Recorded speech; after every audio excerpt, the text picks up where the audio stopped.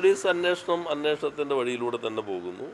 നിയമപരമായിട്ടുള്ള കാര്യങ്ങളാണുള്ളത്. ഇത് സംബന്ധിച്ചെല്ലാം നമ്മൾ നേരത്തെ തന്നെ വ്യക്തമാക്കി. പക്ഷേ കോൺഗ്രസ് രണ്ട് നിലയിലുള്ള സമീപനമാണല്ലോ സ്വീകരിക്കുന്നത്. പരോക്ഷമായിട്ട് പിന്തുണയ്ക്കുന്നു, പ്രത്യക്ഷമായിട്ട് ഈ നിലപാട് സ്വീകരിക്കുന്നു. അപ്പോൾ അത് നമ്മുടെ നാട്ടിലെ ജനങ്ങൾ തന്നെ ഇതെല്ലാം കാണുന്നുണ്ട്.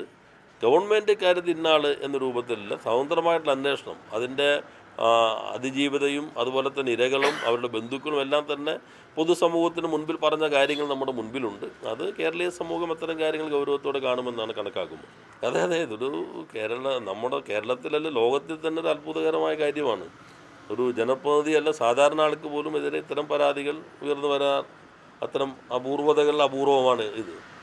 അപ്പോൾ അത് കോൺഗ്രസിൻ്റെ ഒരു നാം കാണേണ്ടത് എല്ലാ പരിലാളനയും നൽകി വളർത്തിക്കൊണ്ടുവന്ന ആളുകൾ ഇപ്പോൾ ഇതിൻ്റെ എല്ലാം കൈയൊഴിഞ്ഞ് ഞങ്ങൾ ഇതിനെല്ലാം ശക്തമായ നിലപാട് സ്വീകരിച്ചു. ഇവരാണല്ലോ ഇതെല്ലാം അറിഞ്ഞിട്ട് എല്ലാ പരിലാളനങ്ങളും നൽകി എല്ലാ ചുമതലകളും നൽകിയെന്ന് കോൺഗ്രസിനകത്തുള്ള ആളുകൾ തന്നെ വ്യക്തമാക്കിയല്ലോ.